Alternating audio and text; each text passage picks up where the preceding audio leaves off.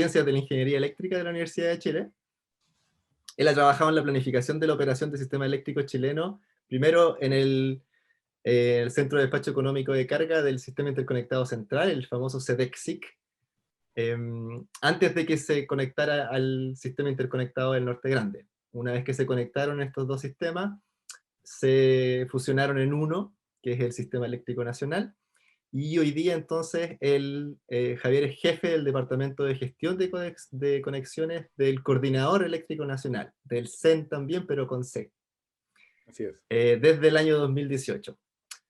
Donde, y a propósito, esta es parte importante porque hay que estrujar a Javier, que tienen que aprovecharlo, hay que aprovechar justamente que tenemos a alguien que ha metido las manos. Él tuvo la responsabilidad de implementar el proceso de interconexión con la nueva reglamentación que resultó de la fusión de ambos sistemas. Así que es una persona que ha estado con las papas calientes en la mano, que ha tenido que sacar resultados y que hoy día esos resultados son parte de la operación del día a día de nuestro sistema eléctrico. Así que, Javier, por favor, muchas gracias también por aceptar la invitación. Muchas gracias a ustedes, Lorenzo, Pedro, por invitarme. Yo feliz de poder participar en este ciclo de charlas. Muy contento de poder estar con ustedes acá. Espero que todos en sus casas estén muy bien, junto a sus familias, bien de salud en este periodo complicado, ¿no es cierto?, que tenemos de pandemia. Me han invitado para hablarles a ustedes, presentarles un tema bien específico que está en el mundo de los proyectos eléctricos. Y es este proceso de interconexión de instalaciones, de proyectos al sistema interconectado central. Este es un trabajo que nosotros hacemos día a día. Yo en el trabajo en el Coordinador Eléctrico Nacional, tal como lo dijo Lorenzo. Y bueno, tal como lo comentaba ahí en la introducción, efectivamente me ha tocado implementar este proceso nuevo a partir del año 2017, 2018, con la creación del coordinador y una serie de nuevas reglamentaciones, que muchas veces para las empresas eléctricas, y ustedes en particular, si están cercanos, ¿no es cierto?, van a estar cercanos a empresas que están dedicadas a la transmisión, a la generación de electricidad, se ven enfrentadas a normativas, ¿no es cierto?, que últimamente han estado evolucionando para cumplir con un objetivo, ¿no es cierto?, de seguridad y menor costo dentro de la operación del sistema. Hoy día entonces lo que les voy a presentar es el mundo de la interconexión, ¿ya? Y este mundo de la interconexión tiene dos como frentes, dos miradas que muchas veces se ven muy separadas una de otra. Sin embargo, este proceso de interconexión que está normado, ¿no es cierto?, está creado por las autoridades del país, junta estos dos frentes, estas dos miradas, en una sola. Por lo tanto, lo que hoy día vamos a estar mirando está muy relacionado con estos conceptos que yo estoy mostrando abajo. Las normas técnicas específicas, los procedimientos, plazos establecidos para ejecutar alguna tarea, presentar documentación. Pero también está relacionada con los términos EPC, los EPCistas, ¿no es cierto?, estas empresas que construyen, diseñan y ponen en servicio proyectos a disposición de sus clientes. Contratistas, proveedores, costos, garantías, tarifas.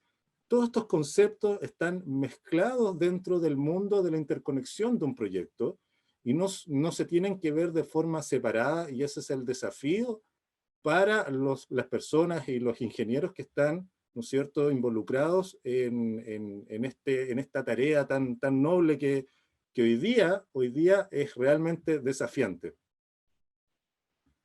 Los sistemas interconectados, ¿no es cierto?, tienen sus reglas para poder interconectar elementos, nuevas centrales, nuevas líneas. Acá yo le estoy mostrando el vecindario más cercano. Está una imagen, ¿no es cierto?, referencial del sistema eléctrico peruano, está la imagen referencial también de Argentina y de Chile. Cada uno de estos sistemas interconectados tienen sus propias reglas, sus propias características. Acá les dejo en las láminas que también se las voy a compartir a Lorenzo y a Pedro, links debajo de cada una de las imágenes para que ustedes también tengan la posibilidad de acceder a esa información y compararlas como sus diferencias y similitudes con la normativa chilena. Son links que están actualizados, así que es lo más reciente que van a poder encontrar de estos dos sistemas en el vecindario latinoamericano. Por lo tanto, bueno, estos tres países, este vecindario que nosotros estamos viendo acá, no se diferencian mucho en sus términos de normas, reglamentaciones con otros sistemas interconectados dentro de América Latina, Norteamérica, Europa. Todos tienen reglamentaciones para poder interconectar algún tipo de elementos al sistema, pero todos ellos tienen características comunes. El procedimiento para poder interconectar siempre ustedes lo van a encontrar que tiene etapas y plazos que cumplir. Por lo tanto, todo procedimiento, toda normativa van a encontrar que tiene una identificación de cuáles son las etapas y dentro de esas etapas los plazos que hay para presentar documentación o que esa documentación sea revisada por un ente particular, una autoridad o un operador del sistema. Adicionalmente, se pueden dividir, ¿no es cierto?, en tres grandes grupos de requisitos dentro del proceso.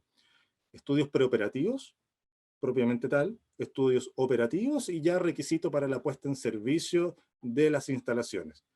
Cada una de estas etapas están orientadas a un objetivo en particular. Por ejemplo, estudios preoperativos revisa el diseño del proyecto, de la instalación que tú estás interconectando. Pretende establecer si el punto de conexión en el sistema interconectado está adecuado o no para recibir a tu nueva instalación, ya sea una generación o un consumo. Por lo tanto, esos estudios preoperativos son importantísimos para el operador o el administrador de un sistema interconectado de algún país. Los estudios operativos se explican por sí solos, estudios que están orientados a la seguridad del sistema, están orientados a ver cómo va a operar esta central nueva, esta línea nueva, y determinar, ¿no es cierto?, cuáles son los límites, las restricciones o las adecuaciones que deben tener otras instalaciones para su correcta operación. Y los requisitos de la puesta en servicio son exclusivamente para la energización de las instalaciones. Cada una de las reglas de cada país tiene sus propias características que pueden ser aspectos comerciales como aspectos netamente técnicos. Entonces, cada una de las normativas estimadas en cada uno de los países se puede ejemplificar o globalizar en este cuadro que yo les muestro acá.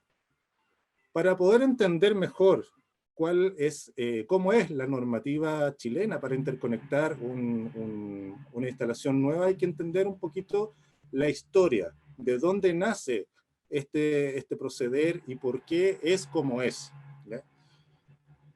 En particular, ¿cuál era la discusión? Nos vamos a remontar al año 2010. Bueno, en ese entorno, a ese año, teníamos una crisis energética importante en Chile. Había una discusión sobre los costos de la electricidad que hasta el día de hoy, ¿no es cierto?, perdura esa discusión. También se presentaba una sequía el 2017 que fue muy, muy importante para el sistema eléctrico y que perdura, por supuesto, hasta el día de hoy esa sequía. ¿Qué más se hablaba? De diversificar la matriz energética.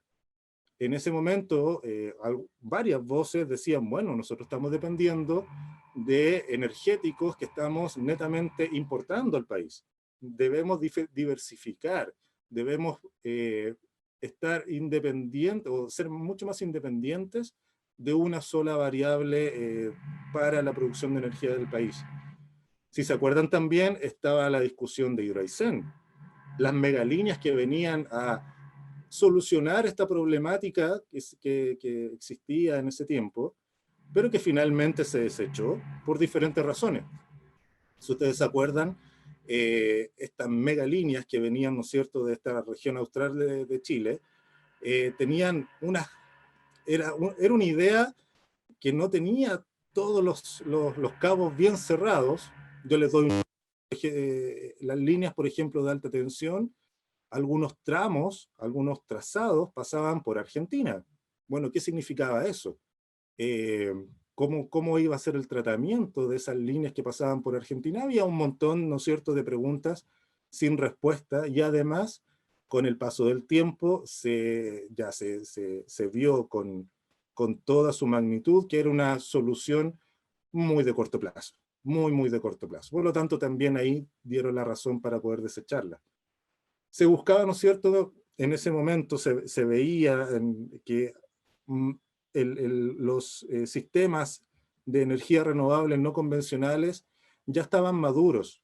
En varias partes del mundo ya era una tecnología madura, y en ese momento, en la discusión del 2010, se veía como, bueno, apostemos por esas energías, está maduro, están bajando los costos, todavía para Chile eran costos elevados para los inversionistas, pero apostemos a esas energías para poder suplir nuestra matriz energética, diversificarla y evitar, ¿no es cierto?, problemas de racionamiento. La imagen que ustedes están viendo ahí es un documento, les pongo ahí la referencia, dice Chile necesita una gran reforma energética. Fue elaborado por una comisión que se llamó Comisión Ciudadana Técnico-Parlamentaria, ahí dice claramente quiénes participaron en ese documento, para la política y la matriz energética de Chile.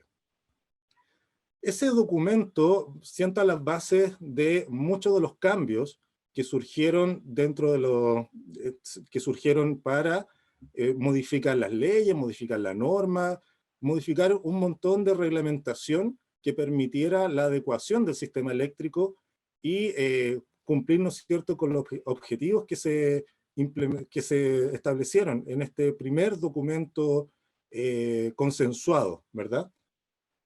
Estos objetivos, ¿cuáles eran? Eran variados, ¿no es cierto? Pero algunos yo los quiero destacar. Se estableció, por ejemplo, que era necesario una meta de operación de energías renovables no convencionales, de un 20% al 2020. Era una meta bastante ambiciosa, que si ustedes se han dado cuenta, hoy día la superamos con creces esa meta, dada las políticas, las reglamentaciones y las inversiones que se han dado en el país en los últimos 10 años. También tenía el objetivo de terminar con una estructura dentro del mercado eléctrico que eran los centros de despacho económicos de carga. Esa estructura tenía ciertas falencias, tenía, por ejemplo,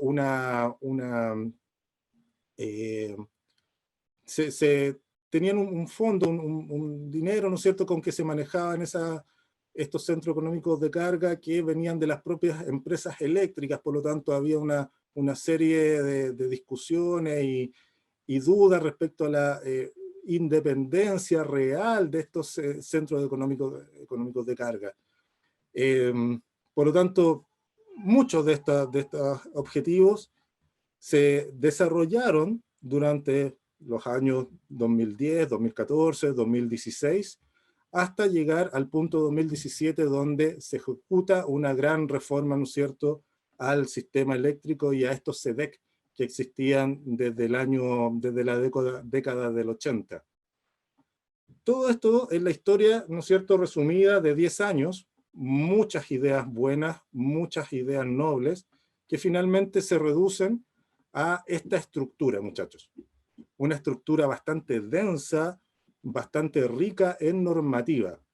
En la parte superior vemos la ley 20.936, que fue la ley que se puso en vigencia el año 2017 y que crea el Coordinador Eléctrico Nacional y modifica la Ley General de Servicios Eléctricos que a la fecha había estado vigente. Se incorporaron muchísimas modificaciones a la Ley General de Servicios Eléctricos para permitir el desarrollo de un mercado acorde a los objetivos que les acabo de mostrar en este documento. Así también se escribieron y se pusieron en vigencia reglamentos que ustedes conocerán, ¿no es cierto?, ustedes sabrán, son cuerpos normativos que vienen con una jerarquía un poquito inferior a la ley. Está el reglamento de la coordinación y operación del Sistema Eléctrico Nacional, y el flamante y nuevo y recién puesto en vigencia reglamento de los sistemas de transmisión y de la planificación. Reglamentos que no tienen más de un año de vigencia y que ayudan, ¿no es cierto?, a tener reglas claras para la operación y la planificación del sistema de transmisión. Todo esto se complementa además por la norma técnica de seguridad y calidad de servicio, que es un documento que pretende exigir a las diferentes instalaciones que están interconectadas en el sistema ciertos aspectos técnicos mínimos, orientados, como dice bien el título, a la seguridad del sistema y a la calidad del servicio de la misma. Junto con esta norma técnica, tiene además una serie de anexos a esta norma técnica con respectivos títulos muy específicos, muy acotados. Acá yo les coloco 8 anexos técnicos, hay muchos más, pero esto, lo que estoy mostrándoles a continuación, están muy orientados a la conexión de proyectos. Destaco en azul un anexo técnico de la norma que sienta las bases para el proceso de interconexión de proyectos. Ahí aparecen nombres, requisitos técnicos mínimos de instalaciones que se interconectan al sistema interconectado. Este documento, estimados, es la base de cómo interconectar una instalación, cuáles son las reglas, cuáles son los pasos y plazos a seguir por una empresa nueva que se quiera interconectar. Sin perjuicio de eso, todos los otros anexos técnicos que yo le estoy mostrando, más los reglamentos que aparecen ahí, más la ley, deben de ser revisados para la interconexión de una instalación. Por lo tanto, acá, ¿qué es lo que aparece? Un asombro, porque hay un montón de documentación, hay un montón de normas, documentos, reglas, que efectivamente para una empresa nueva, un entrante nuevo al sistema eléctrico, al mercado eléctrico chileno, puede dejarlo con los ojos abiertos y decir, wow, esto es demasiado, esto es muchísimo. Sin embargo, siempre se pueden complejizar un poco más las cosas, ¿ya? La lámina que viene a continuación, estimados, se las voy a mostrar para que la tengan ustedes como referencia, si alguna vez, ¿no es cierto?, le tocara a ustedes participar en este proceso de interconexión, ya que es un elemento que genera bastantes dudas a los inversionistas, a las empresas que están desarrollando proyectos eléctricos, ya que la siguiente lámina muestra una serie de clasificación para los proyectos eléctricos que se quieren interconectar. Todos ellos deben seguir el mismo proceso, pero tienen un origen distinto. Y acá está la lámina. Clasificación de los proyectos eléctricos según su origen. Al sistema eléctrico nacional, al sistema eléctrico chileno, se pueden interconectar tanto sistemas de transmisión dedicada, que son los sistemas, ¿no es cierto?, de transmisión orientados exclusivamente al consumo de una instalación o a la inyección de algún tipo de sistema de generación o una planta generadora. El origen de estos proyectos es privado y siguen un camino particular que ustedes lo pueden ver en detalle, allá arriba lo pueden ver con más detalle cuando tengan la lámina, ¿no es cierto?, a su disposición. También la ley, estas modificaciones que se incorporaron en el año 2017, crea una clasificación especial para modificar o retirar instalaciones existentes. El sistema eléctrico, ¿no es cierto?, se compone de una serie de elementos, y si tú quieres, como propietario de esos elementos, de esa subestación, de esa línea, de esa central generadora, modificarla, bueno, también hay una clasificación y tiene que seguir un paso, ¿no es cierto?, particular para poder ejecutarla. Por otro lado, está el sistema de transmisión público, el sistema de transmisión nacional y el sistema de transmisión zonal. Ellos también tienen un origen diferente. Hoy día el sistema eléctrico nacional se planifica de manera centralizada. Es el Estado quien, a partir de diferentes estudios y recomendaciones que también el coordinador realiza, planifica cómo va a ser la expansión del sistema eléctrico nacional a partir, ¿no es cierto?, de una serie de inputs, como por ejemplo, zonas de desarrollo, nuevos proyectos que quieren ingresar, nuevas plantas generadoras, o restricciones que también tienen hoy día el sistema eléctrico. Por lo tanto, toda esa planificación centralizada genera una serie de proyectos de expansión de la transmisión que, ¿no es cierto?, tienen aquí su explicación de cómo se van ejecutando durante el tiempo. Está interviniendo la Comisión Nacional de Energía, el coordinador, el Ministerio de Energía. Y si queremos enredar más el asunto y ponerle más pelo a la sopa, existen otros dos tipos de proyectos que son lo que nosotros llamamos proyectos que se acogen al artículo 102 de la ley, que son todo tipo de proyectos que por ABC motivo, por tiempo, por desconocimiento, no alcanzaron a incorporarse a estos planes de expansión. No alcanzaron y tienen que esperar 1 año, 4 años más para poder incorporarse a los planes de expansión. Bueno, hay una salida para estos proyectos, obviamente son urgentes, se pueden acoger hasta el artículo 102. Y finalmente se origina también un tipo de proyecto que se llaman obras menores. Obras menores que no necesitan mayores autorizaciones o mayor planificación para su ejecución.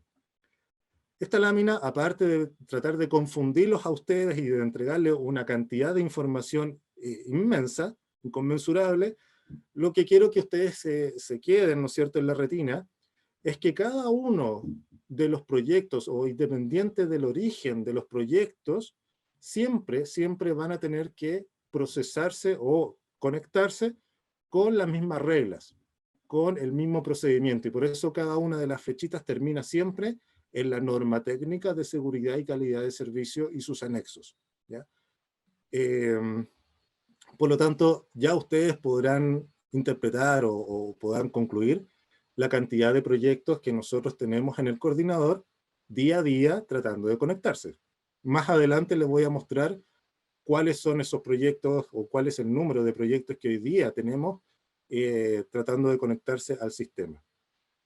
Yo les he hablado que toda esta reglamentación, todas estas modificaciones surgen, ¿no es cierto?, a partir de un objetivo, y dentro de esos objetivos también era crear un organismo independiente, un organismo que organizara y administrara el sistema eléctrico nacional de manera diferente a lo que lo estaban haciendo los antiguos SEDEC.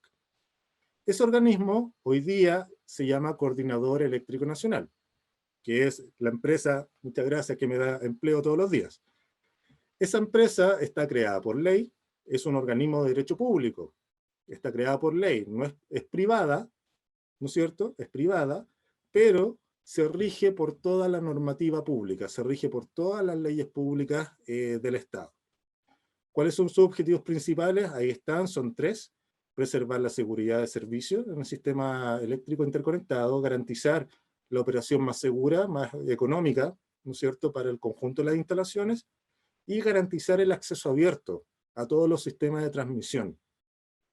Una de las discusiones que el año 2010 surgieron era el problema de que un proyecto eléctrico se quería conectar en un punto del sistema interconectado y los requisitos o las condiciones que se le imponían a ese proyecto en particular era diferente dependiendo de la empresa en donde tú te querías conectar, propietaria de las instalaciones. Tú te puedes conectar al sistema de transmisión de Transelec hoy día, o puedes conectarte al sistema de transmisión de Interchile, o puedes conectarte al sistema de transmisión de Colbún Transmisión.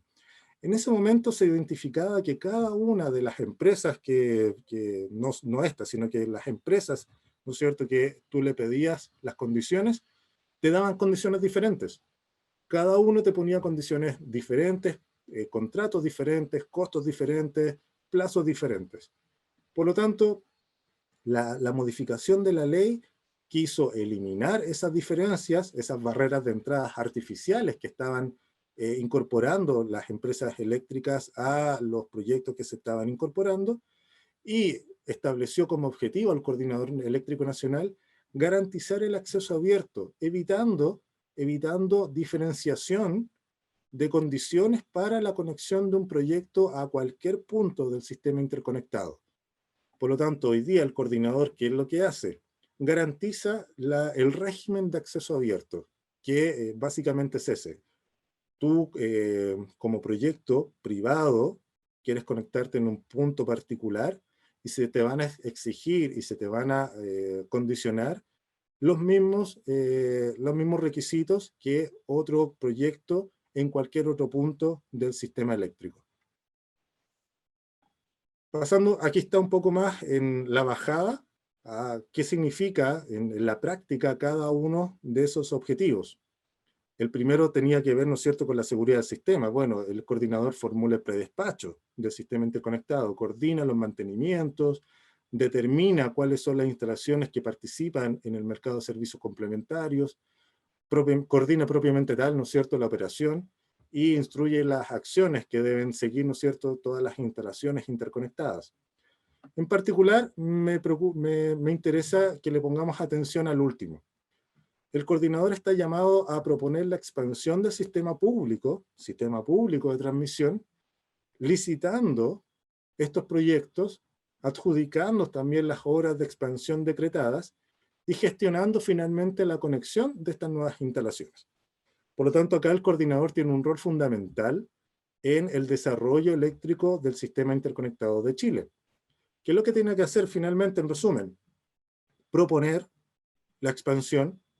Una vez que sea aceptada esa propuesta completa o parcialmente, las autoridades del país, en este caso el Ministerio de Energía, decreta que esos proyectos se deben efectivamente de ejecutar en un cierto plazo.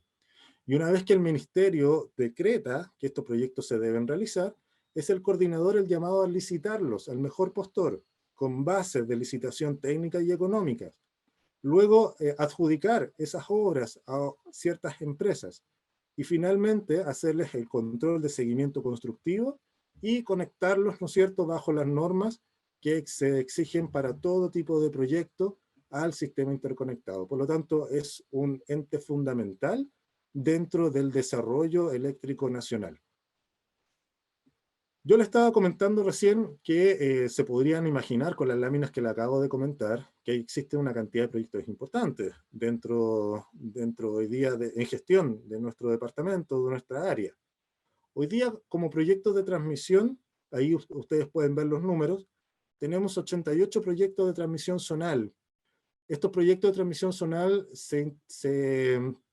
básicamente su alcance son ampliaciones de subestaciones zonales, nuevos transformadores, ampliaciones de las barras, ampliaciones de los paños para la interconexión de nuevos proyectos regulados, de clientes regulados o nuevos proyectos privados.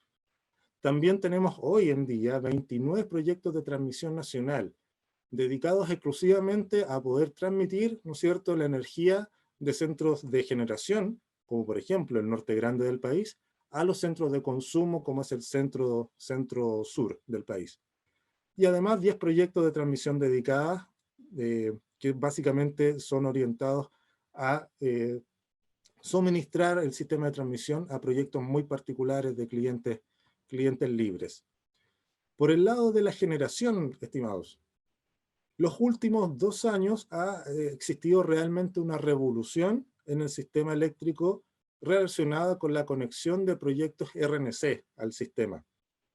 Hoy día, a mayo, y esto es un número que estoy sacando de esta semana, ¿no es cierto?, unos cálculos que hicimos nosotros en nuestro equipo de esta semana, hoy día tenemos una proyección de 7.000 megawatts a conectarse a octubre del año 2022 en total.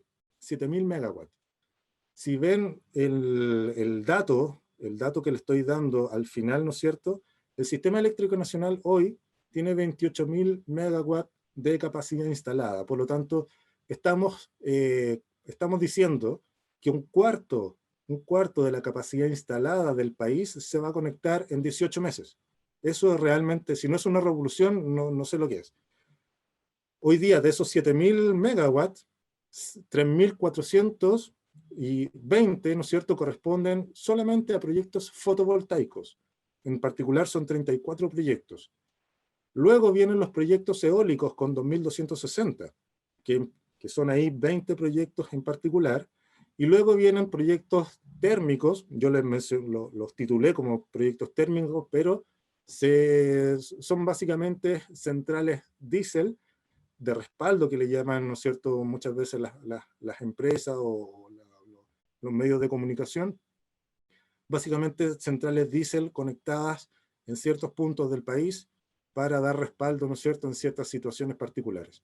Y otro tipo de proyectos, que son 1000 megas, que es una mezcla entre proyectos medianos pequeños, hidroeléctricos. Hoy día no hay grandes proyectos de embalse ni grandes proyectos hídricos, ¿no es cierto?, a conectarse en el país. Son muy puntuales, muy pequeños, que que están incluidos dentro de esos 1000 megawatts que yo les comento acá.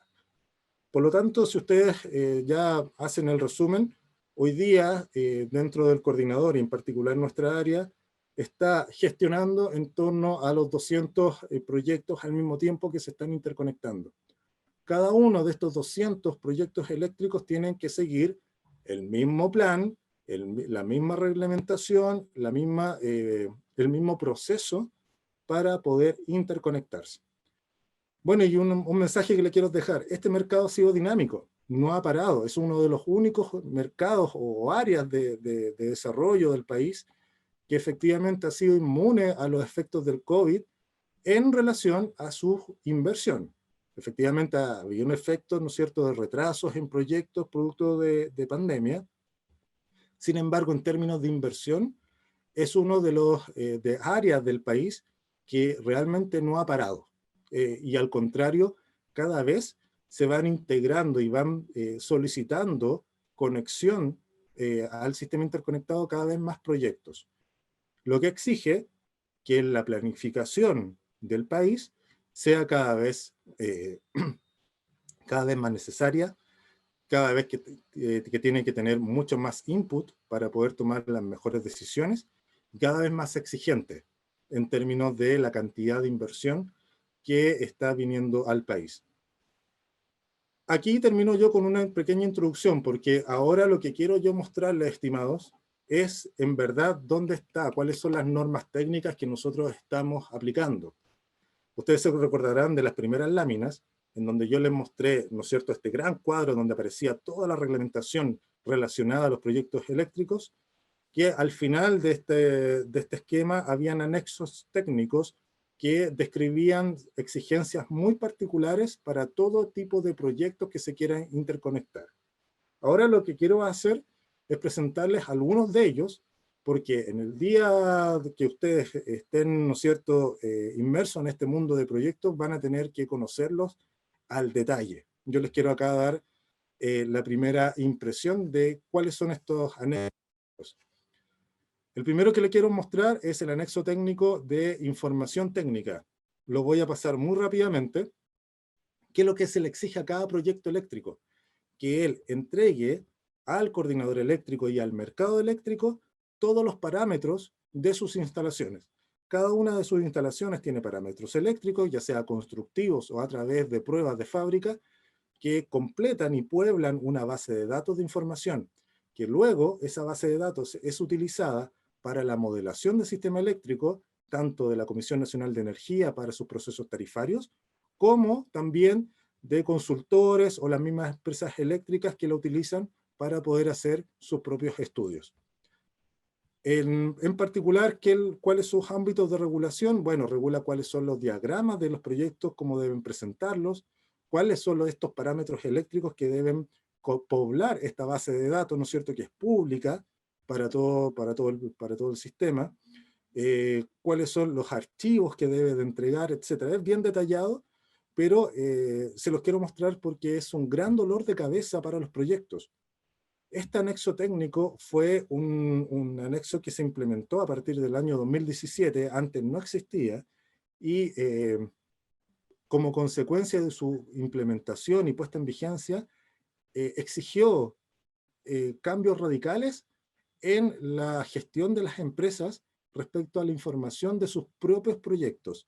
Aunque suene ridículo, muchos de los proyectos que se estaban interconectando hasta el año 2010, los mismos propietarios carecían de toda la información de sus instalaciones. Se les perdían los planos, no tenían los parámetros, es realmente algo que hoy día se podría entender como una locura, pero era la realidad del país en ese momento. Este anexo técnico viene a cambiar eso y exige a las propias empresas que mantengan de manera sistematizada toda esta información. Por lo tanto, se los quiero mostrar acá, porque es un gran dolor de cabeza dentro de este proceso de interconexión y una de las primeras etapas que deben cumplir cada uno de los proyectos eléctricos que se quieren interconectar. Esto es una exigencia antes de interconectarse. Otro de los anexos técnicos importantes que tienen mucho peso dentro del proceso son las exigencias mínimas de diseño. Este anexo técnico en particular establece cuáles son los diseños mínimos de cada una de las subestaciones y líneas eléctricas del sistema interconectado. ¿Cuáles son sus ámbitos de regulación?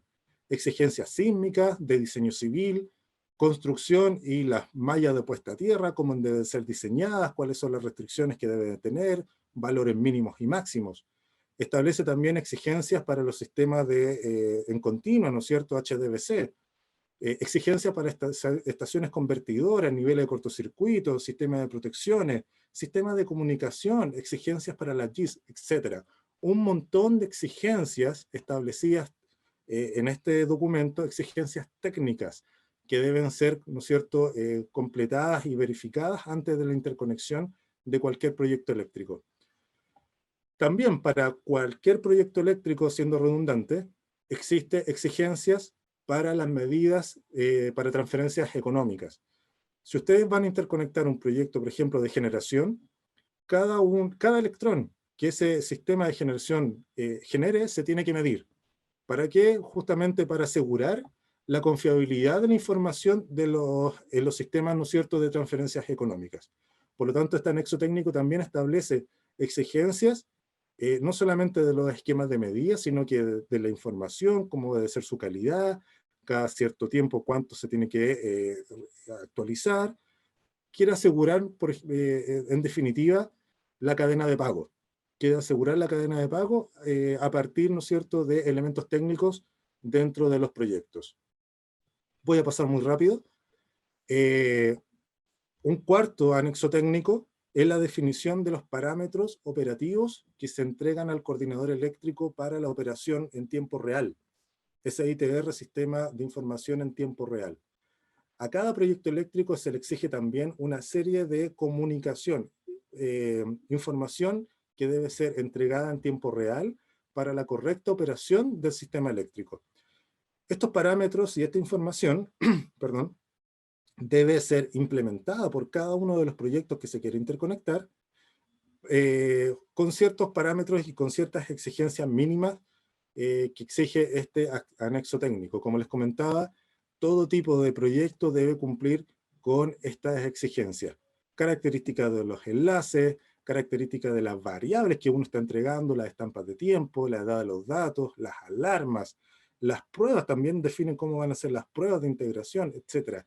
Una cantidad, ¿no es cierto?, de exigencias técnicas relevantes y que, ojo, este anexo técnico en particular, como buenos ingenieros eléctricos que muchas veces están involucrados en los proyectos, no lo miran con detención. Muchas de estas exigencias son más bien exigencias en protocolos de comunicaciones que se alejan un poco de lo que acostumbradamente estamos viendo en sistemas eléctricos de potencia. Sin embargo, no hay que dejarlo de lado, hay que tenerle mucha atención, porque en particular los proyectos eléctricos lo están dejando ya hacia el final, justo antes del periodo de puesta en servicio, se dan cuenta que existía este documento que le exigía una serie de características técnicas a la información que ellos deben entregar, y se dan cuenta que les faltó algún equipo que implementar, algún transformador de corriente, algún transformador de potencial, para poder entregar esa información. Así que hay un dato, ojo con ese anexo técnico. Esto también como ejemplo, lo que acabo de mostrarles sirve para tanto sistemas de línea de transmisión, subestaciones. Este en particular está definido exclusivamente para los sistemas de unidades generadoras, ¿ya?, para las centrales generadoras. Establece cómo yo tengo que determinar cuál es la potencia máxima de estas unidades. De nuevo, ¿por qué? Porque en el año 2010, y también, aunque suene raro, las empresas eléctricas informaban cuál era la potencia máxima de sus propias instalaciones, pudiendo o no ser la potencia efectiva que entrega una máquina en particular. Eso generaba una serie de conflictos, ¿ya? Para poder cumplir con los objetivos que tenía el sistema eléctrico, ¿no es cierto?, que deseábamos el año 2010. Por lo tanto, aunque suene loco, las empresas eléctricas no te estaban entregando un parámetro de potencia máxima real. Te estaban entregando un parámetro de potencia máxima que estaba acorde a sus intereses económicos. También los datos de potencia mínima, mínima técnica. Y ahí ustedes a lo mejor conocerán la historia y el desarrollo que se ha hecho a partir de las unidades de la Central Guacolda. Central Guacolda, que está, ¿no es cierto?, conectada cerca de su estación Maitencillo. Cada una de las 5 unidades de Guacolda, centrales a carbón, tenían en el año 2010 un mínimo técnico de 75 megawatts cada una. Como buena unidad carbonera, tú no la puedes ciclar, tú no puedes parar y prender la unidad a discreción, sino que hay ciertas restricciones térmicas de la caldera que tú debes mantener, ¿no es cierto?, por lo menos varios días a mínimo técnico en la unidad si la quieres retirar. 75 megawatts era un valor altísimo, altísimo para, por ejemplo, traer energía del Norte Grande hasta el centro de consumo, en el centro del país. El 75 megawatts de Guacolda no evitaban que se trajera la máxima cantidad de energía RNC desde el norte del país hacia el centro. Esa era una de las problemáticas que se tenían durante el 2010. Para poder eventualmente desarrollar unos sistemas que permitieran, ¿no es cierto?, que las empresas no inventaran ningún tipo de valor que tuviera, ¿no es cierto?, algún fin económico, más propio, ¿no es cierto?, se crearon estos anexos técnicos que determinan la potencia máxima y mínima de las unidades. Finalmente, el anexo técnico que regula todo el proceso, ¿ya? Este anexo técnico es el que nosotros estamos en nuestra área aplicando día a día y que sigue este proceso para todo tipo de proyectos como el que yo le estaba comentando.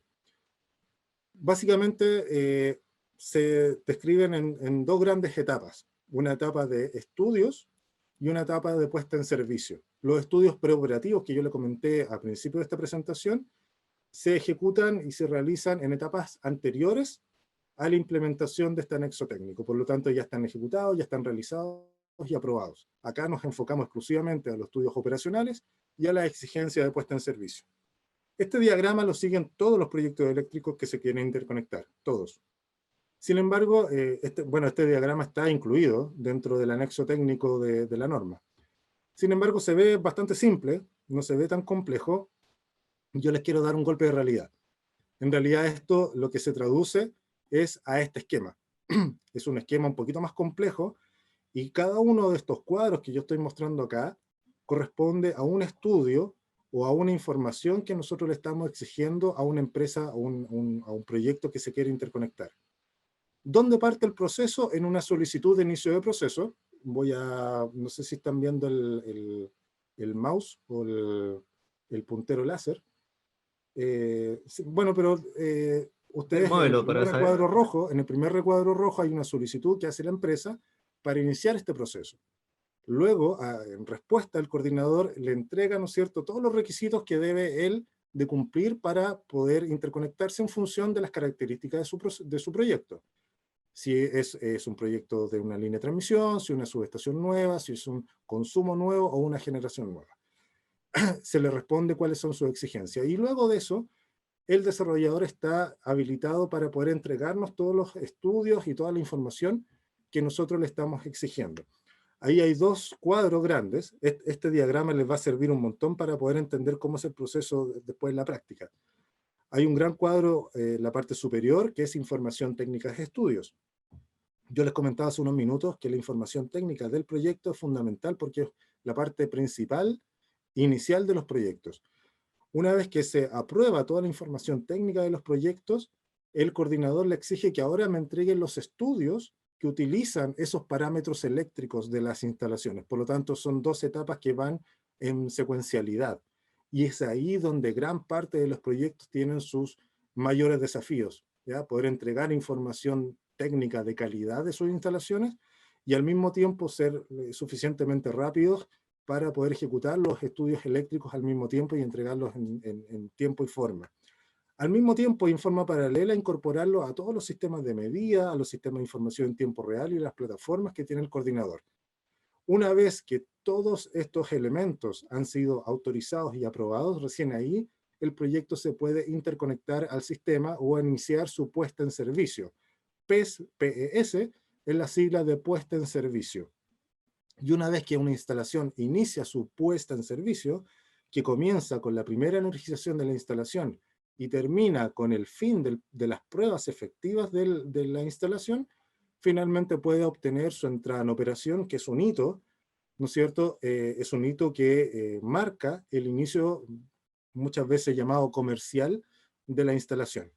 Esta lámina también se las dejo de referencia. Hay una serie de siglas, muchísimas siglas, que se utilizan como jerga habitualmente en los proyectos y están descritas ahí abajo, en la lista que aparece ahí abajo. También en esta lámina les voy a dejar un link, acá dice video, no lo voy a mostrar ahora por tiempo, pero es un video introductorio que el coordinador elaboró y desarrolló para poder entender este proyecto, este proceso, para poder entenderlo en 3 minutos, cómo son las exigencias y cómo es el proceso en general. Ahí ustedes, cuando tengan esta presentación, van a poder acceder al video. Lo que les quiero entonces ahora mostrar es lo siguiente. Hasta el minuto yo le he entregado un montón de información, un montón de exigencias y el proceso de cómo se interconecta una instalación al sistema interconectado. Es una gran cantidad de información, es una inmensa cantidad de información que se tiene que manejar y que se tiene que revisar, tanto como el coordinador como los proyectos eléctricos que se están interconectando. Para ello, muchachos, yo tengo un mantra. Si el problema que estamos enfrentando es de volumen de información, todo problema de volumen de información se resuelve o se ataca con sistemas informáticos o plataformas. Y por ello, como este proceso es tan crítico en volumen de información, es que el coordinador eléctrico implementó y creó una plataforma web que permite a todo proyecto eléctrico hacer el seguimiento del proceso de interconexión, mirando cuáles son sus pendientes, cuáles son sus exigencias, cuáles son las exigencias que ya han sido aprobadas y qué es lo que les falta para poder interconectarse al sistema eléctrico. Esa es la plataforma de gestión de proyectos PGP. Es una plataforma web que es interesante porque cada uno de los proyectos que hoy día el coordinador está procesando y cada uno de los que ya interconectó está en esta plataforma que es de acceso público. Ustedes no requieren ni usuario ni contraseña para descargar toda la información que se ejecutó y se creó para cada uno de los proyectos eléctricos que se están interconectando. Acá abajo yo les dejo el link, muy simple, pgp.coordinador.cl, y a partir de ello ustedes pueden navegar en diferentes, ¿no es cierto?, hojas, ingresando a cada uno de los proyectos que a ustedes les interese.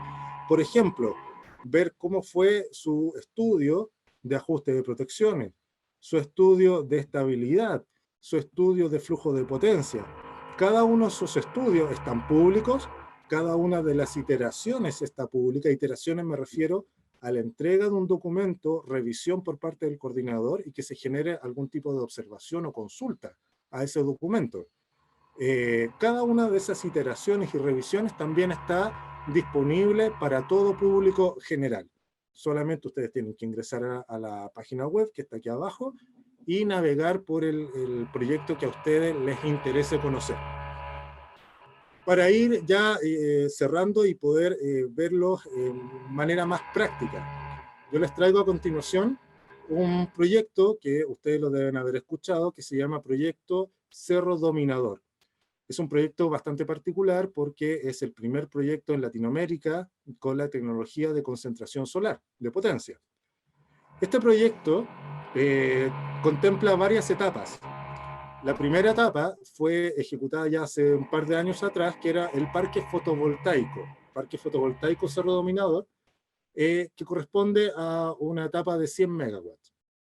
Luego de esa etapa, viene el concentrador solar propiamente tal, que también son 110 megawatts de potencia, y además contiene una etapa de un sistema de almacenamiento de energía BESS. Todo ese conjunto de instalaciones se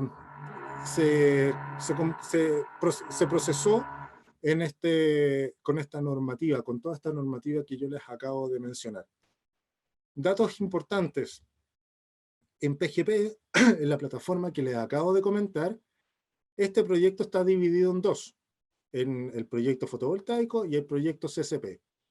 Ustedes cuando ingresen a la plataforma PGP, tienen dos formas de navegar a través de los proyectos. Una, a través del nombre del proyecto, pueden tipear Cerro Dominador en sus filtros y ahí automáticamente les va a aparecer el título, el link, ¿no es cierto?, para poder ingresar en la información. Pero también nosotros ocupamos mucho una numeración que se llama número único de proyecto.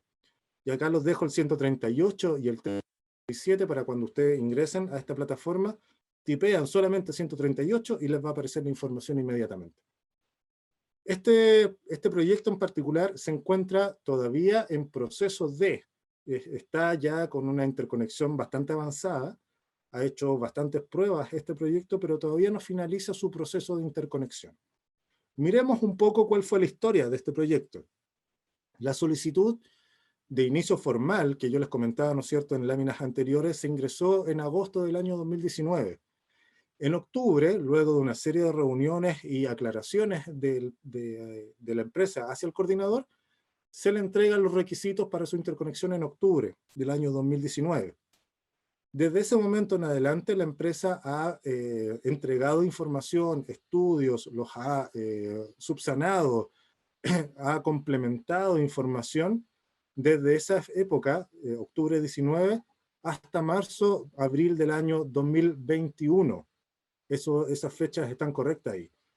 La información técnica, que es la primera etapa que yo les comentaba, ¿no es cierto?, majaderamente, se completó en marzo del 2020, y desde marzo de 2020 hasta la fecha, o hasta abril del 21, estuvo entregando información, estuvo entregando los estudios operativos para la conexión del sistema, e integrando sus sistemas a los esquemas de medida y a la escala del coordinador.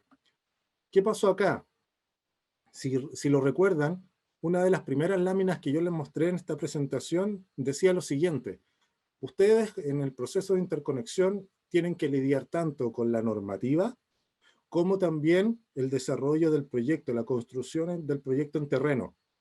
Tienen que lidiar con los EPCistas, tienen que lidiar con los proveedores, tienen que lidiar con problemas naturales que se dan en todo tipo de proyecto en terreno. ¿Qué pasó acá? Bueno, lamentablemente el proyecto tuvo algunas contingencias importantes que causaron que el proyecto finalmente se esté ejecutando en 21 meses. ¿Qué pasó? El año 2019, en noviembre, tuvo un siniestro, un incendio, ¿no es cierto?, en la torre, que provocó un atraso de 6 meses.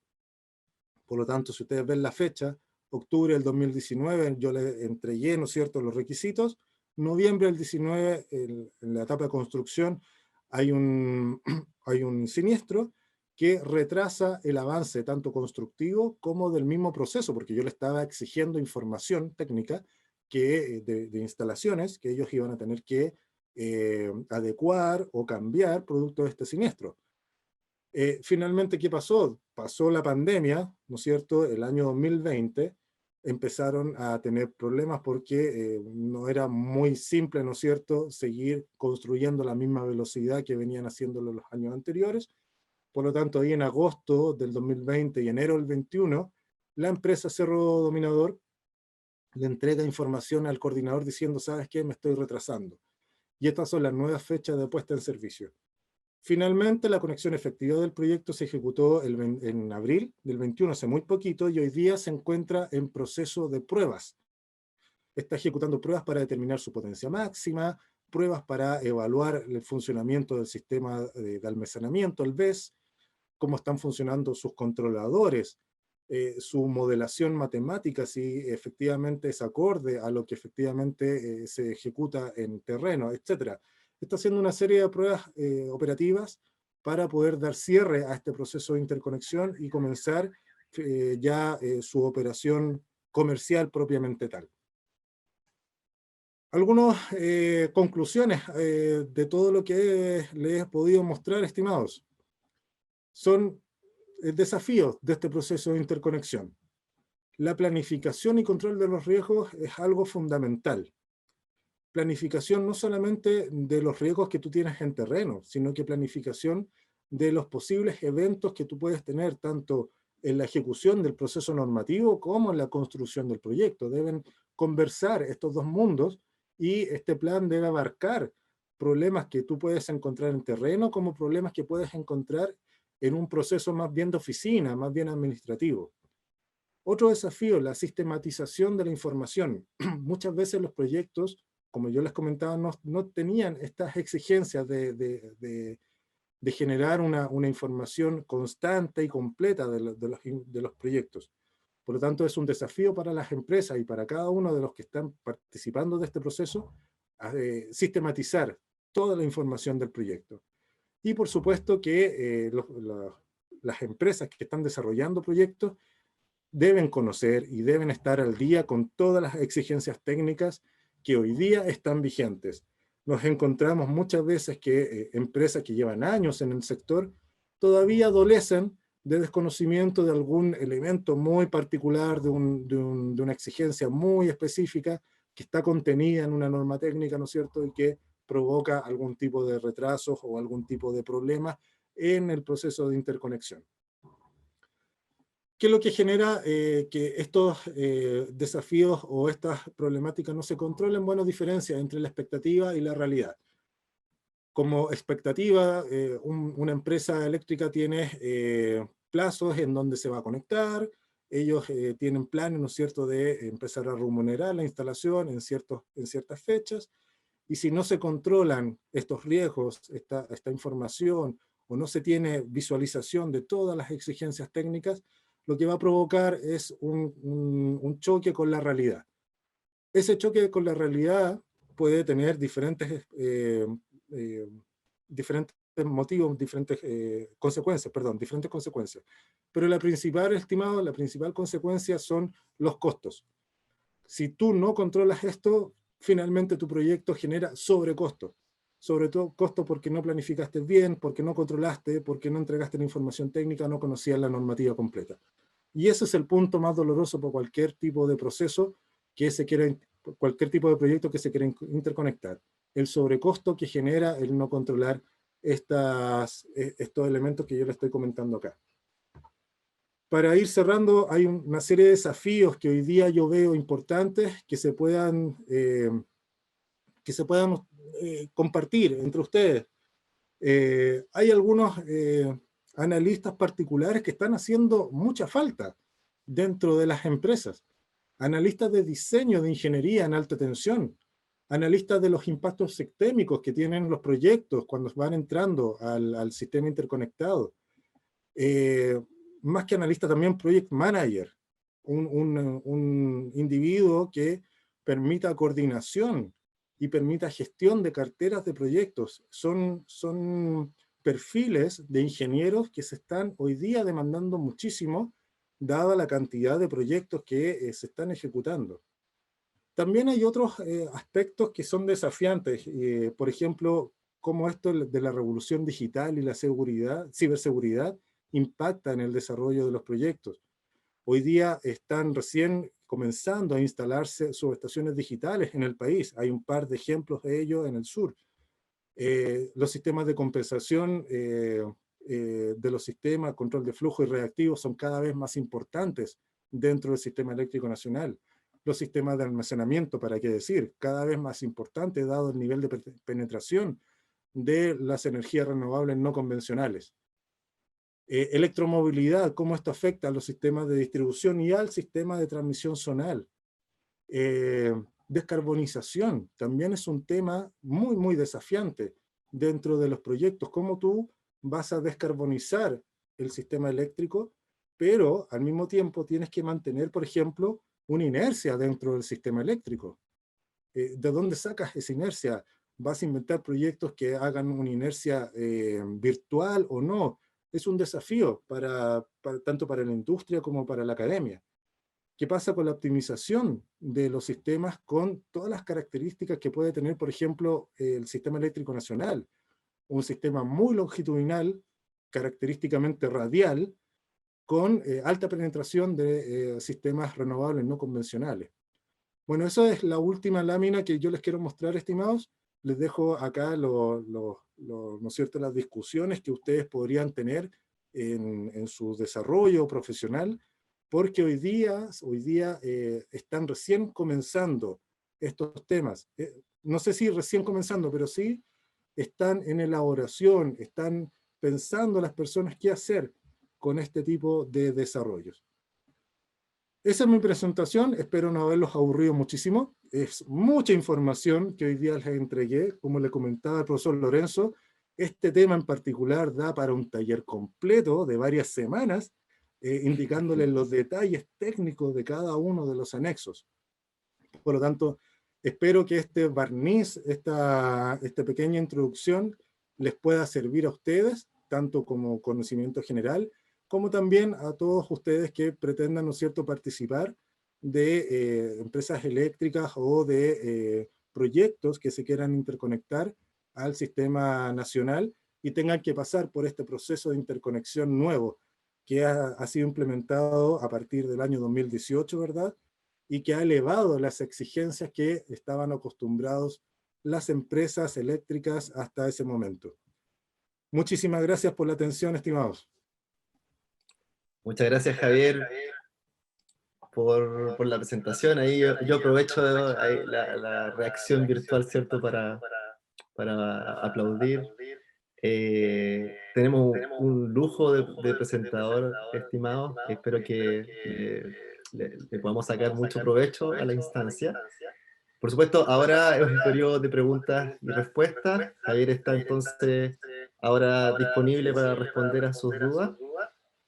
Así que mientras aquellos que quieran hacer preguntas, entonces yo modero, levantan la mano y vamos avanzando así, yo les doy la palabra. Mientras tanto, también mencionarles que aquellos que efectivamente vayan a trabajar en alguna empresa que requiera alguna conexión, se van a acordar de Javier, se lo van a encontrar.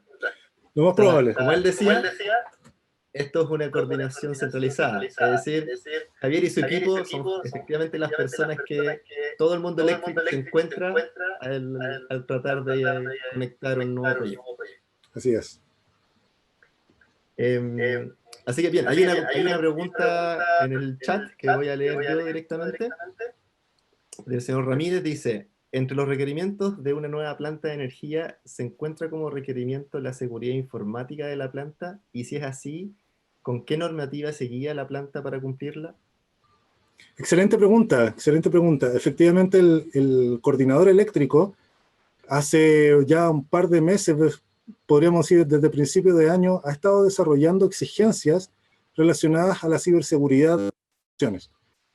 Hoy día la normativa que está descrita por la autoridad, por Comisión Nacional de Energía, establece ciertos niveles de seguridad de comunicación, pero son niveles de seguridad básicos, muy básicos, que tienen que ver con protocolos de comunicación, protocolos ICCP y requerimientos técnicos mínimos para ese intercambio de información. Hasta ahí llega la exigencia que hoy día el coordinador le está pidiendo a los proyectos que se están interconectando. Sin perjuicio de eso, el coordinador está muy atento a establecer exigencias relacionadas con ciberataques, porque efectivamente es un riesgo que nosotros estamos viendo latente. Ya han visto que en diferentes mercados existen ataques masivos a instalaciones, a mercados, que provocan mucho daño. Eso es lo que nosotros como coordinador queremos evitar.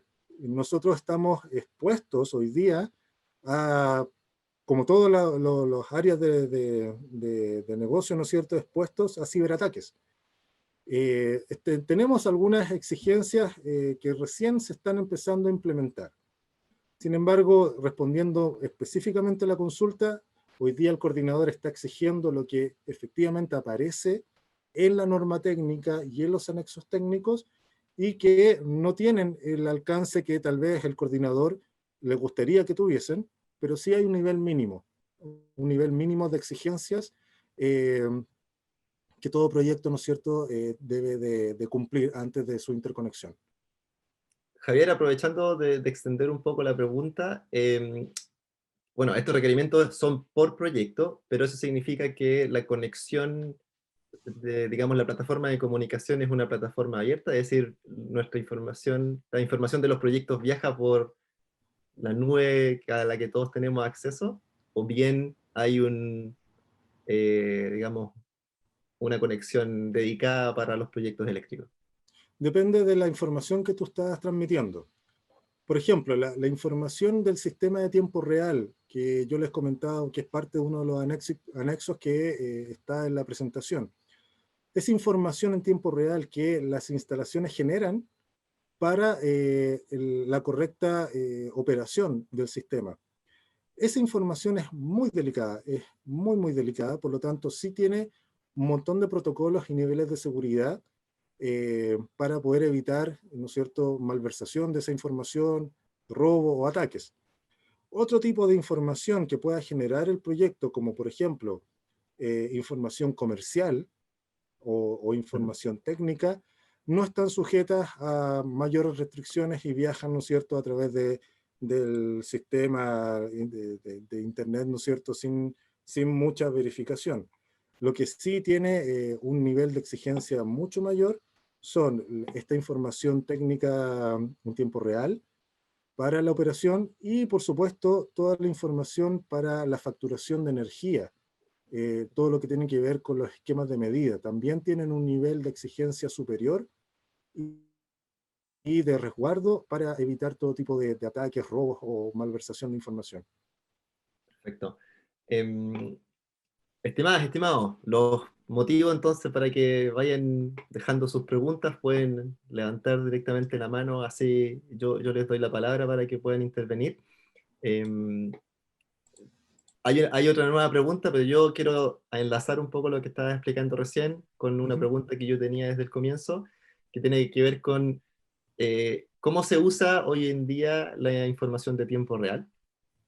Es decir, cuáles Solam- son las decisiones que se toman, ¿cierto?, a partir de la información de tiempo real y cuál es el potencial que tiene esa información en tiempo real. Es decir, si se pueden generar, por ejemplo, nuevas cosas en el futuro, lazos de control, qué sé yo, pensando un poco en voz alta.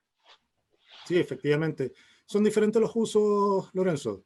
Diferentes los usos. Hay información que se está ocupando para desplegarla, por ejemplo, en un data wall, en un mímico, que permita a un controlador, un despachador que controla el sistema, establecer decisiones en base a criterio experto.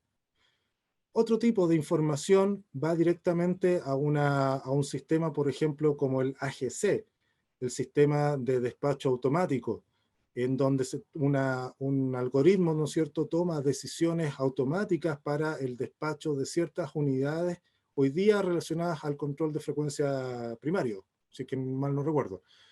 Eh, y otro tipo de información se utiliza para tomar diferentes decisiones o las mejores decisiones en línea frente a diferentes contingencias eventuales que tú puedas tener. Esos son desarrollos que internamente el coordinador está ejecutando hoy día. Tiene un área exclusiva para la creación de aplicaciones para el despacho y el tiempo real, en donde nosotros no estamos inventando tampoco la rueda. Estos aplicativos existen en sistemas interconectados como el de California.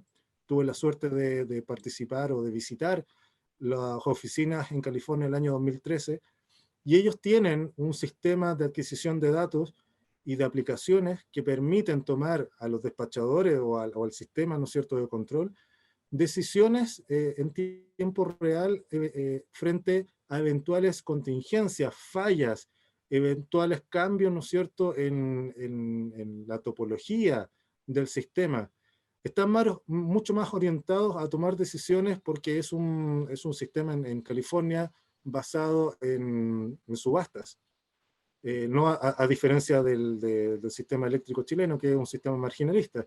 Sin perjuicio de eso, el coordinador está desarrollando aplicaciones para tomar decisiones en tiempo real, las mejores decisiones, evitando, ¿no es cierto?, fallas o tomando las mejores decisiones para recuperar el sistema frente a alguna contingencia mayor.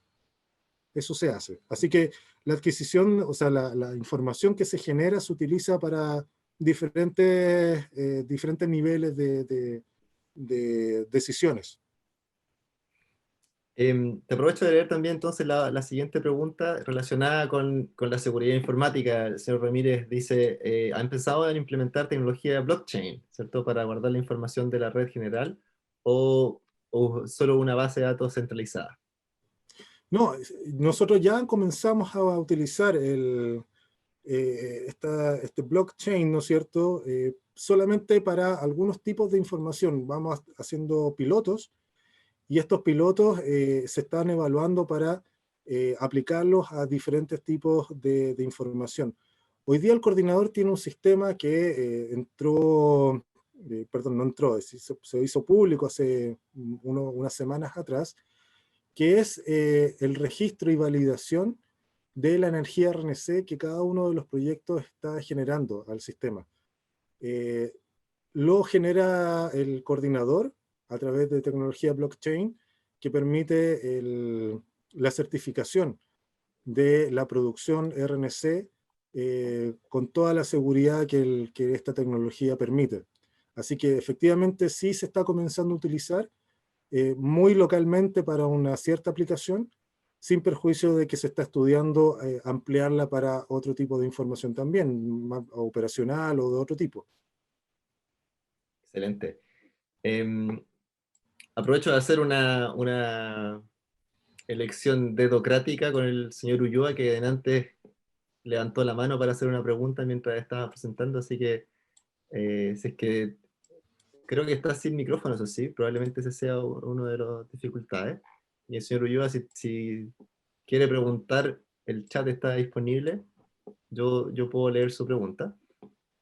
Entonces voy a aprovechar yo también de hacer otra de las preguntas que tenía anotadas, que tú decías, ya, aprovechemos ahí a Miguel Filgueira.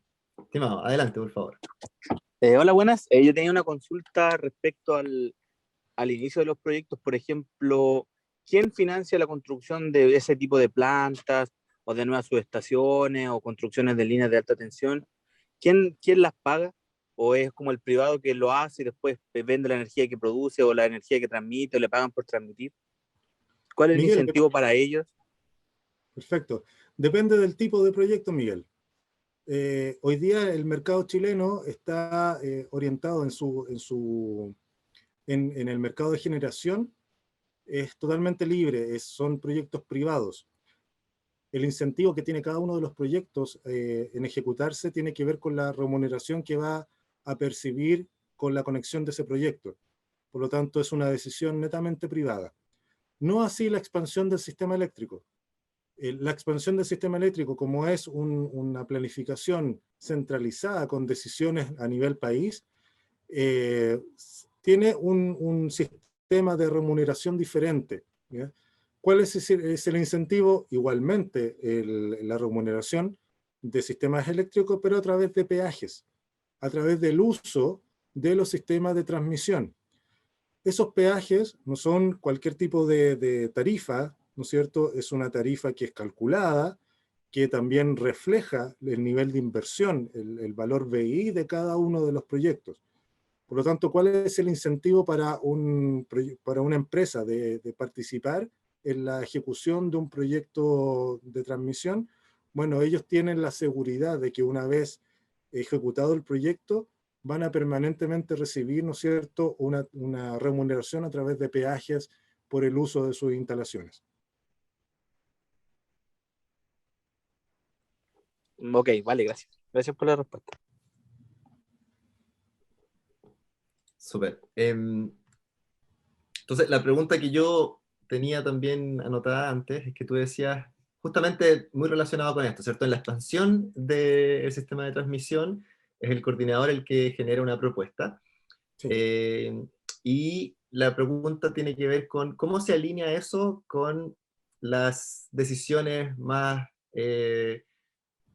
digamos, de planificación, o perdón, sí, bien digo, planificación energética de largo plazo, entonces de nuestro PELP hoy día, o de nuestra política energética en general. ¿Cuáles son los insumos que se toman de esos lineamientos generales, ¿cierto?, que define el Ministerio de Energía para la toma de decisión de esta propuesta que hace el CEN? Claro. Bueno, la propuesta que hace el coordinador toma bastantes elementos propios. Por ejemplo, indicadores económicos de desarrollo, indicadores y proyecciones de demanda, tanto demanda regulada como posibles proyectos, ¿no es cierto?, que puedan venir a futuro. Intereses también que tengan que ver con desarrollo de polos la creación de polos de desarrollo. El coordinador hoy día tiene un área específica, departamentos creados para la creación de estos inputs y que otro departamento, ¿no es cierto?, toma para la propuesta de planificación del sistema interconectado. Lo hemos repetido majaderamente, pero es una propuesta. Finalmente esa propuesta se le entrega a las autoridades pertinentes, en este caso Comisión Nacional de Energía, que toma esta propuesta, toma también todos los incentivos que puedan tener los privados para el desarrollo del sistema interconectado, y también toma, por supuesto, planificaciones de largo plazo, planificaciones que hoy día están, ¿no es cierto?, desarrollándose. Por lo tanto, finalmente, ¿quién toma la decisión final de cuál va a ser la expansión del sistema? Es Comisión Nacional de Energía, y ellos toman inputs de diferentes lados. Uno de ellos es el coordinador, pero también para su propuesta final o desarrollo final de la planificación, consideran tanto la planificación de largo plazo como también cualquier comentario o propuesta que hagan las propias empresas privadas interesadas, ¿no es cierto?, en algún desarrollo en particular. Es bastante amplio el input que puede tener Comisión Nacional de Energía para el desarrollo de la expansión del sistema. Tiene que ver, por ejemplo, con desarrollo productivo, normas ambientales particulares. Es un montón de información que se considera para esta planificación centralizada. Tiene, por supuesto, no es ideal, ¿eh?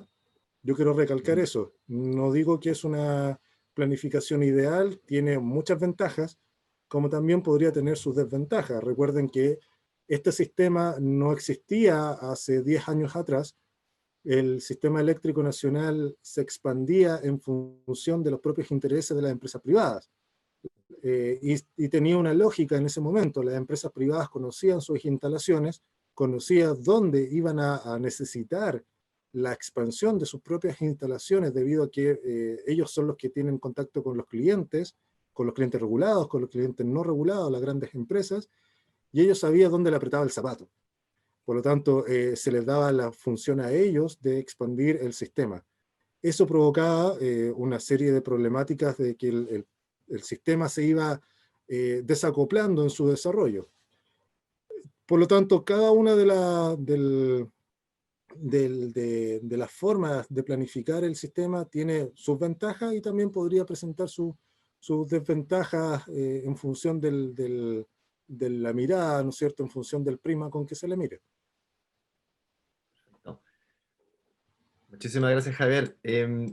Bien, veo que no he visto más preguntas. Ahí está, hay una. Señor Geldres, por favor, haga la pregunta. Yo después leo la del señor Arias. Hola, buenas tardes.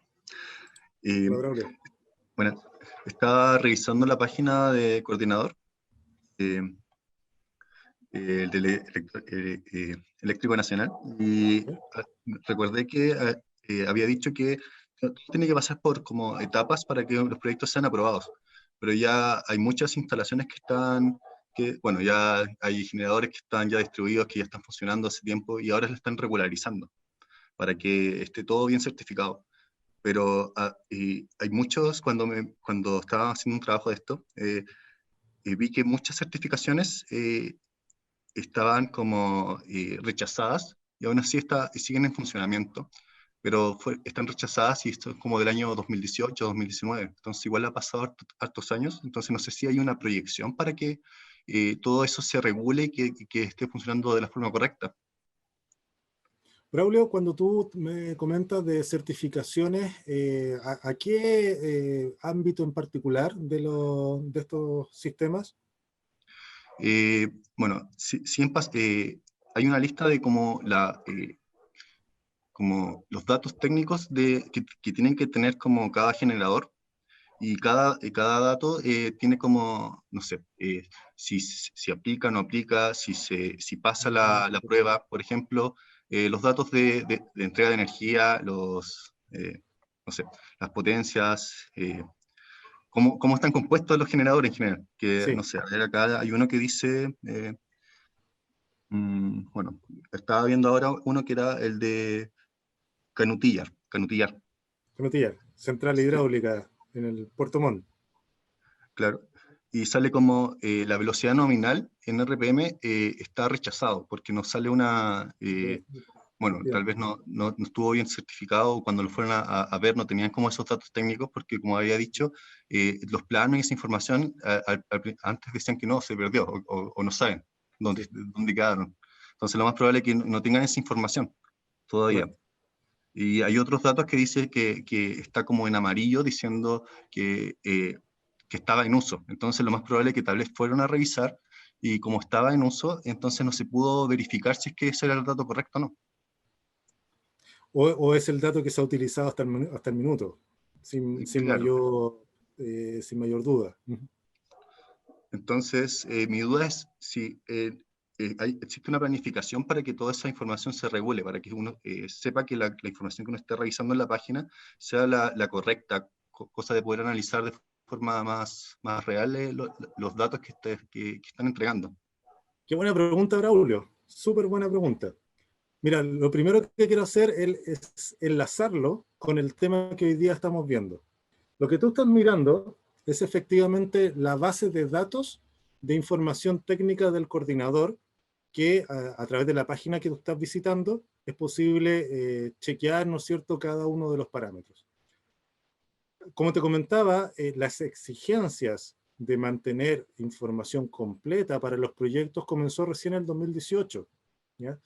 Por lo tanto, todo proyecto, toda central o instalación que estaba interconectada ya a esa fecha, adolecían de información técnica. No era una exigencia, no estaba incluida en la norma técnica. Por lo tanto, al no tenerlas completas, ellos no estaban traspasando ninguna reglamentación.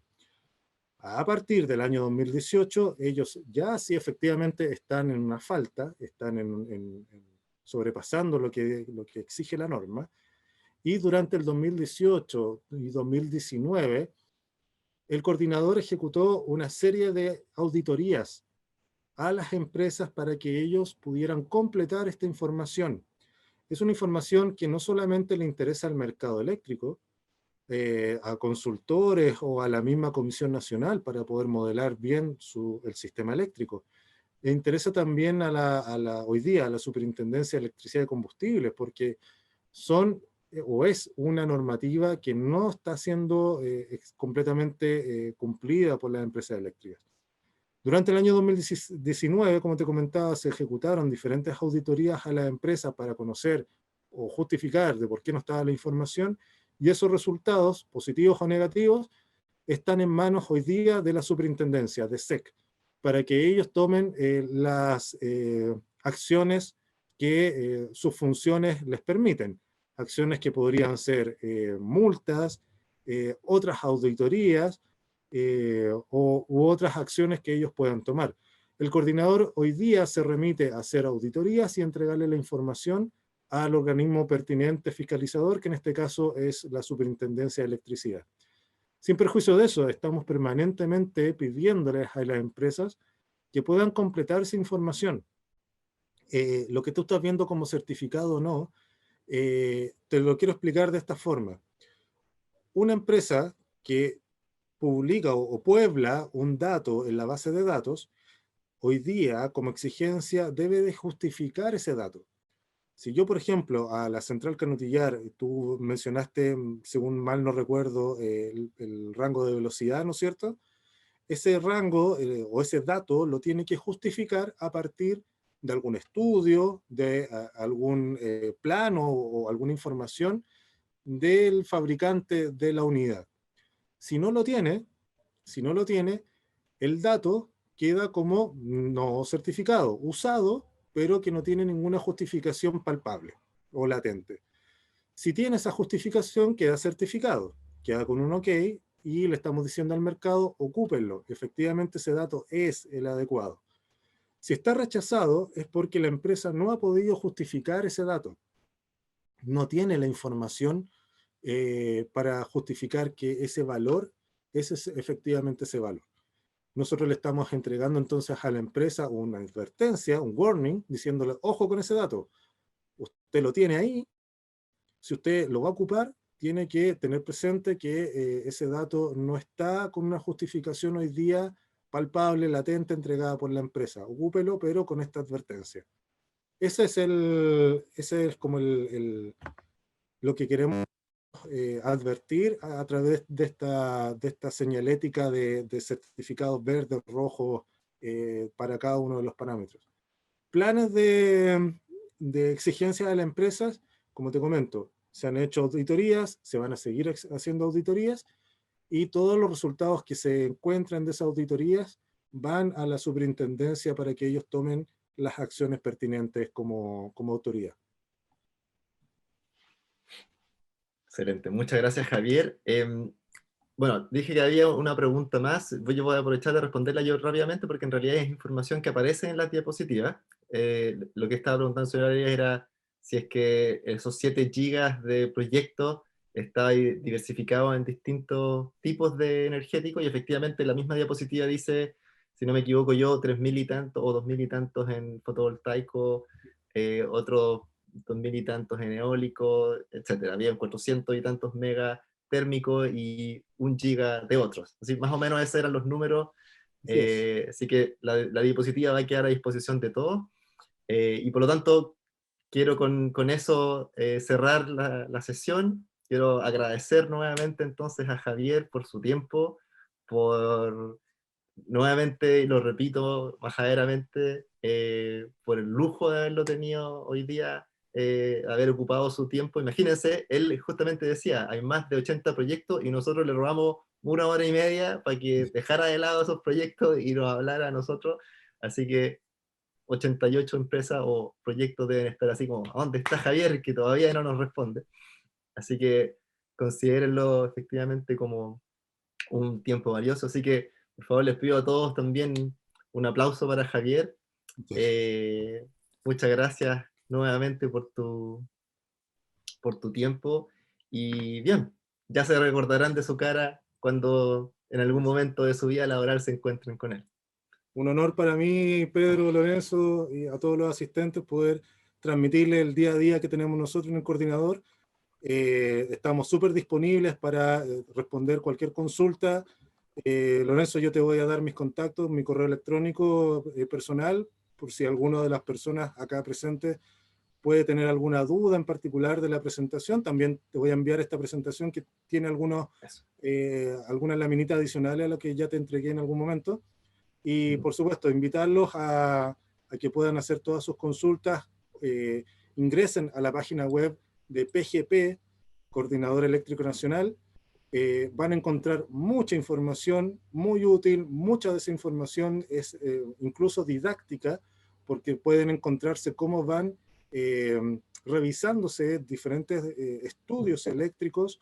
Si ustedes, por ejemplo, no tienen experiencia en desarrollo de algún tipo de estudios, pueden descargar esos estudios, ver cómo lo hicieron, cuáles son las observaciones del coordinador. Hay muchísima información súper disponible de manera pública, gratuita, para que ustedes puedan navegar y complementar todo su conocimiento que tienen al día de hoy. Así que, como les repito, el honor es mío, disponible para cualquier tipo de consulta, y muchísimas gracias por la invitación nuevamente. No, gracias a ti, Javier. Gracias por habernos dado la charla. Muy bien. Gracias a todos, que tengan buena tarde. Buenas tardes, hasta luego, chao, chao.